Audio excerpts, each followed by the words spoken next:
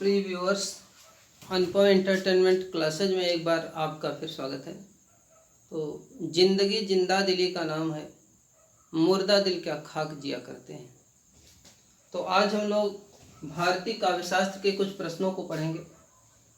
देखिए, आज नायक नायिका भेद का सर्वप्रथम निरूपक ग्रंथ कौन सा है? नायक नायिका भेद का सर्वप्रथम निरूपक ग्रंथ है नाट्यशास्त्र। नाट्यशास्त्र नायक नायिका भेद का सर्वप्रथम निरूपक ग्रंथ है। अगला देखिए, अविधा उत्तम काव्य है मध्य लक्षणाहीन, अधम व्यंजना रस विरस उल्टी कहत नवीन। ये जो है पंक्तियां हैं, पूछा जाता है किसकी है। तो देखिए पंक्तियां हैं, अविधा उत्तम काव्य है मध्य लक्षणाहीन, अधम व्यंजना रस विरस उल्टी कहत नवीन। ये पंक्तियां देव की हैं। पंक्तियां किसकी है? देव की है। अगला देखिए, कीरति भड़ित भूति भल सोई, सुर सर सम सब कह हित होई। ये जो है कीरति भड़ित भूति भल सोई, सुर सर सम सब कह हित होई। ये किसकी है? ये तुलसीदास जी की पंक्तियां हैं। और किसके संबंध में? काव्य प्रयोजन के संबंध में। काव्य प्रयोजन के संबंध में है महाकवि तुलसीदास जी की। अगला देखिए, काव्य समय का सर्वप्रथम व्यवस्थित निरूपण किसने किया? काव्य समय का सर्वप्रथम व्यवस्थित निरूपण किसने किया? तो इसका उत्तर है काव्य समय का सर्वप्रथम व्यवस्थित निरूपण राजशेखर ने किया। अगला है, शाहजहां ने किस कवि को पंडित राज की उपाधि दी? शाहजहां ने किस कवि को पंडित राज की उपाधि दी?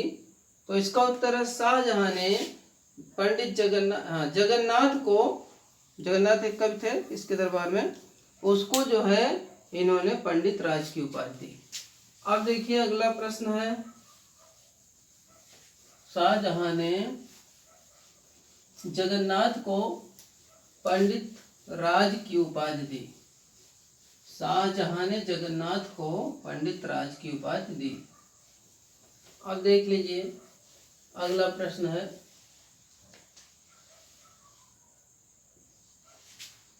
काव्यशास्त्र संप्रदायों में सबसे प्राचीन, काव्यशास्त्र संप्रदायों में सबसे प्राचीन, काव्य शास्त्र संप्रदायों में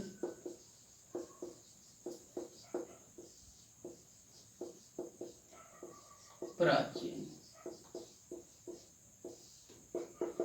देखिए, काव्य जो भी है, जैसे अलंकार संप्रदाय, रस संप्रदाय, नाट्य संप्रदाय, इसमें सबसे प्राचीन कौन है?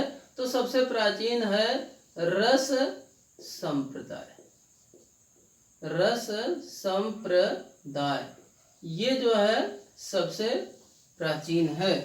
अगला देखिए, जनश्रुति के आधार पर किस आचार्य को रस का प्रवर्तक होने का श्रेय है? जनश्रुति के आधार पर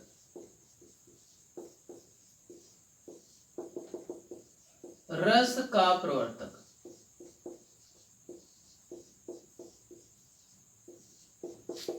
जनश्रुति के आधार पर किस कवि को रस का प्रवर्तक माना जाता है? तो इसका उत्तर है नंदिकेश्वर को। नंदिकेश्वर को जनश्रुति के आधार पर रस का प्रवर्तक माना जाता है, नंदिकेश्वर को। काव्यम ग्राह्य लंकारात्। अब देखिए अगला कथन है, काव्यम ग्राह्य लंकारात्। काव्यम ग्राह्य लंकारात् ये जो है किसका कथन है? देखिए ये है वामन का कथन। काव्यम ग्राह्य लंकारात् ये किसका कथन है? वामन का कथन है, काव्यम ग्राह्य लंकारात्। अगला देखिए, सौंदर्यम लंकारः, यह भी कथन ही है, सौंदर्यम लंकारः। सौंदर्य ही अलंकार है। तो यह भी प्रसिद्ध कथन पूछता है बार बार, यह भी वामन जी का है, सौंदर्यम लंकारः, सौंदर्य ही अलंकार है। यह जो है वामन जी का कथन है। भामा ने अलंकारों का प्राण माना। अगला देखिए, भामा ने भामा ने अलंकारों का प्राण माना। भामा ने अलंकारों का प्राण माना। तो देखो, भामा ने अलंकारों का प्राण किसको माना? वक्रोक्त को माना।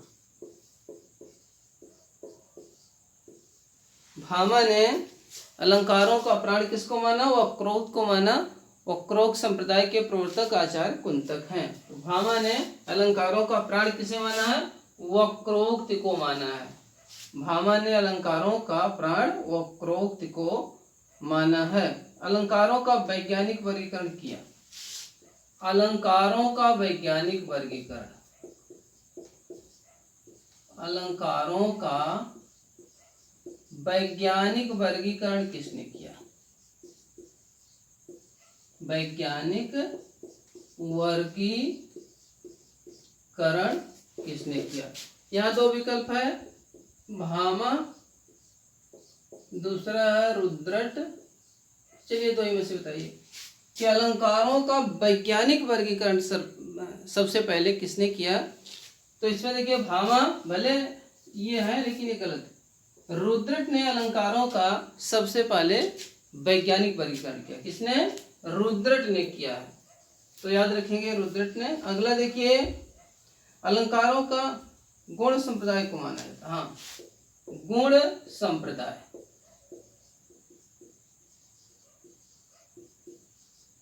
गुण संप्रदाय। ये प्रश्न है कि गुण संप्रदाय का अन्य दूसरा नाम क्या है? तो रीति संप्रदाय। चाहे गुण संप्रदाय कहिए चाहे रीति संप्रदाय कहिए, ये नाम है। रीति संप्रदाय के प्रवर्तक आचार्य वामन है। अगर गुण संप्रदाय भी पूछ दिया तो वामन लगाएंगे, क्योंकि रीति संप्रदाय को ही गुण संप्रदाय कहा जाता है। गुण संप्रदाय के प्रतिष्ठापक आचार्य, अगर मान लीजिए ये पूछ दिया कि इसके प्रतिष्ठापक आचार्य कौन? प्रतिष्ठापक आचार्य कौन है? तो गुण संप्रदाय के प्रतिष्ठापक आचार्य कौन हो जाएंगे? वामन ही होंगे, सीधी सी बात है। गुण संप्रदाय के प्रतिष्ठापक आचार्य कौन होंगे? वामन होंगे, गुण संप्रदाय के प्रतिष्ठापक आचार्य। अगला देखिए है, गुण संप्रदाय के प्रतिष्ठापक आचार्य वामन होंगे। अगला प्रश्न देख लीजिए, 12-13। गुण संप्रदाय के प्रतिष्ठापक आचार्य वामन। फिर अगला प्रश्न है कि काव्य शोभाया कर्तारो धर्मा गुणा। काव्य शोभाया कर्तारो धर्मा गुणा। काव्य शोभाया कर्तारो धर्मा गुणा। ये जो है किसका कथन है? काव्य शोभाया कर्तारो धर्मा गुणा। यह भी देखिए वामन का ही कथन है। काव्य शोभाया कर्तारो धर्मा गुणा, ये वामन का कथन है। रसे नैव जीवति सर्वं काव्यम। रसे नैव जीवति सर्वं काव्यम। रसे नैव जीवति सर्वं काव्यम। ये जो है किसका कथन है? रसे नैव जीवति सर्वं काव्यम। इसका मतलब हुआ काव्य रस के द्वारा ही जीवित रहता है। काव्य रस के द्वारा ही जीवित रहता है।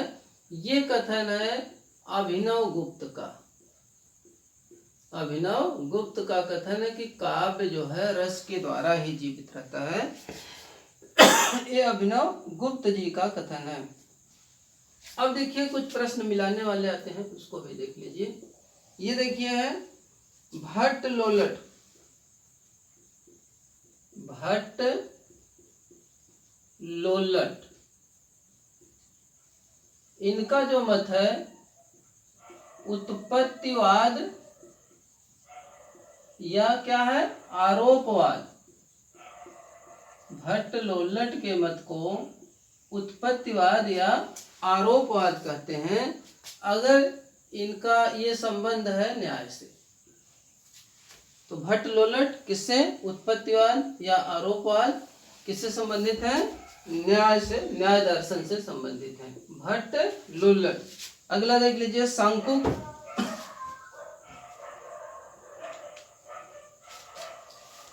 एक मिनट, भट्ट लोल्लट ये जो है न्याय दर्शन नहीं है, इनका मीमांसा है। दूसरा देखिए ये सांकुक है,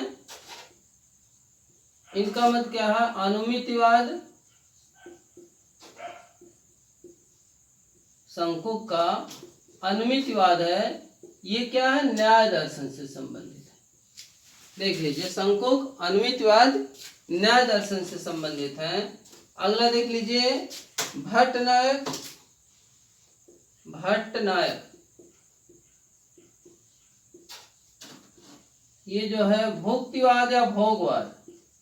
भट्टनायक भुक्तिवाद या भोगवाद, ये जो है सांख्य दर्शन से संबंधित।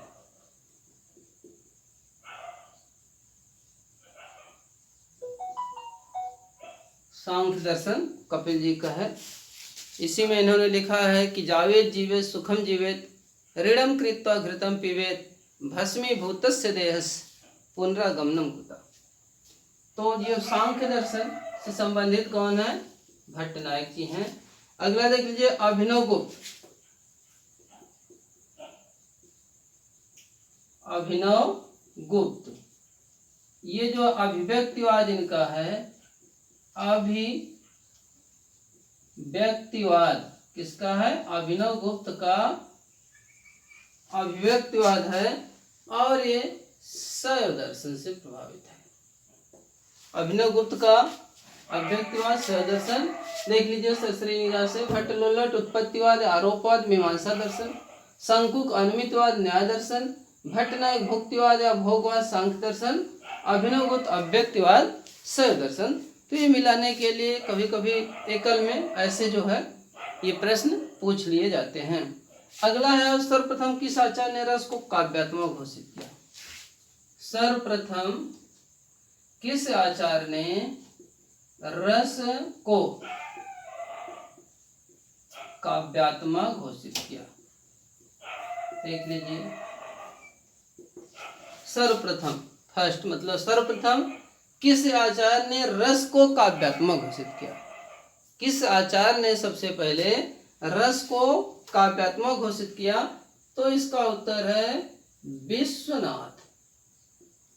विश्वनाथ ने सबसे पहले रस को क्या घोषित किया, काव्यात्मक घोषित किया। अब देखिए अगला प्रश्न है, यदि कविता में चमत्कार नहीं, कोई विलक्षणता नहीं, तो उससे आनंद की प्राप्ति नहीं हो सकती। यदि कविता में चमत्कार नहीं, विलक्षणता नहीं,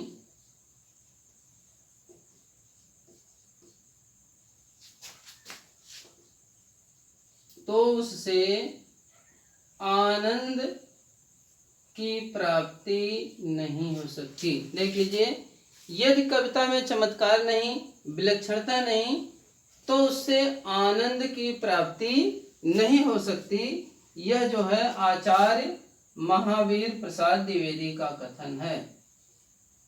आचार्य महावीर प्रसाद द्विवेदी जी का कथन है कि यदि कविता में चमत्कार नहीं, विलक्षणता नहीं, तो आनंद की प्राप्ति जो है नहीं हो सकती है। किसका कथन है, आचार्य महावीर प्रसाद द्विवेदी का। राजशेखर ने रस का प्रतिष्ठाता किसे माना। अगला प्रश्न देखिए, राजशेखर ने रस का प्रतिष्ठाता किसे माना। देखिए अगला प्रश्न है, राजशेखर ने रस का प्रतिष्ठाता माना। राजशेखर ने रस का प्रतिष्ठाता किसे माना? तो राजशेखर ने रस का प्रतिष्ठाता नंदिकेश्वर को माना। भरत मुनि ने कितने रस, कितने गुण, कितने दोष तथा कितने अलंकारों की चर्चा की है? तो भरत मुनि ने 8 रस माना, क्योंकि इन्होंने शांत रस को रस नहीं माना।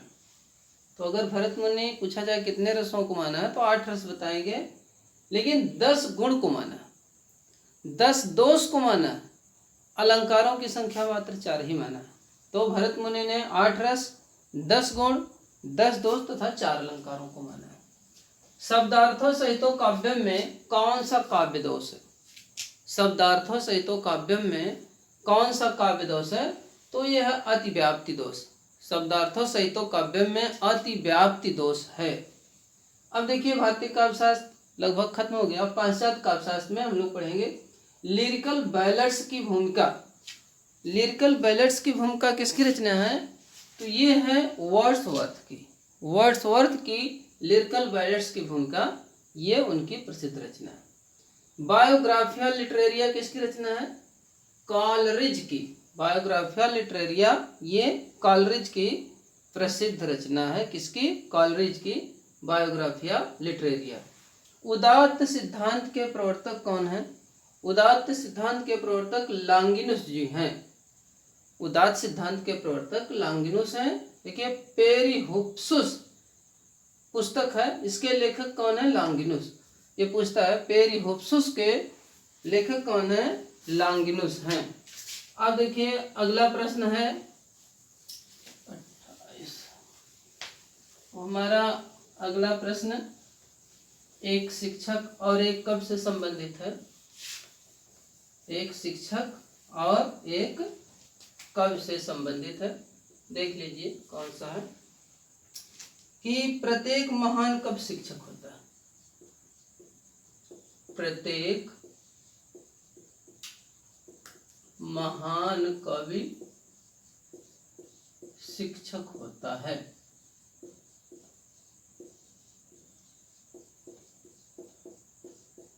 प्रत्येक महान कवि शिक्षक होता है।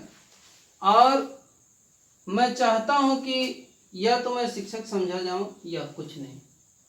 मैं चाहता हूं या तो मैं शिक्षक समझा जाऊं या कुछ नहीं। ये जो है प्रसिद्ध कथन है कि प्रत्येक महान कवि एक शिक्षक होता है। मैं चाहता हूं कि या तो मैं शिक्षक समझा जाऊं या कुछ नहीं। यह वर्ड्सवर्थ का कथन है। किसका है? वर्ड्सवर्थ का कथन है कि इन्होंने कहा कि मैं एक शिक्षक समझा जाऊं या कुछ नहीं। अगला देखिए कल्पना सिद्धांत के प्रवर्तक। कल्पना सिद्धांत के प्रवर्तक।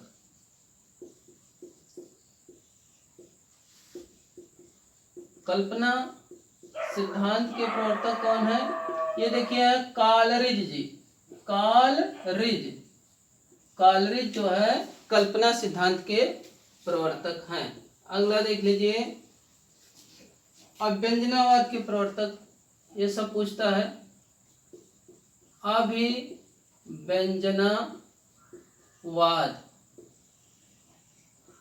अभ्यंजनावाद के प्रवर्तक का नाम है देखिए क्रोचे। अभ्यंजनावाद के प्रवर्तक कौन है? क्रोचे जी हैं अभ्यंजनावाद के प्रवर्तक। कल्पना के कॉलरिज है, अभ्यंजना के क्रोचे हैं। एस्थेटिक्स एक प्रसिद्ध पुस्तक है। एस्थेटिक्स ये जो है किसकी पुस्तक है? यह भी क्रोचे की प्रसिद्ध पुस्तक है। एस्थेटिक्स क्रोचे की प्रसिद्ध पुस्तक है। अगला देख लीजिए। अगला है आधुनिक सौंदर्य शास्त्र के जनक। आधुनिक सौंदर्य शास्त्र के जनक। आधुनिक सौंदर्य शास्त्र के जनक। देखिए इसके जनक है बाउमगार्टन। कौन है? बाउमगार्टन। बाउमगार्टन क्या है? आधुनिक सौंदर्य शास्त्र के जनक हैं बाउमगार्टन जी। अगला देख लीजिए, आधुनिक सौंदर्य शास्त्र के जनक कौन है? बाउमगार्टन है। द बेस्ट लैंड के लेखक, the best land, the best land के लेखक कौन है? द बेस्ट लैंड के लेखक हैं इलियट। द बेस्ट लैंड के लेखक कौन है? इलियट हैं द बेस्ट लैंड के लेखक। अगला देख लीजिए, the function of criticism, the function of criticism,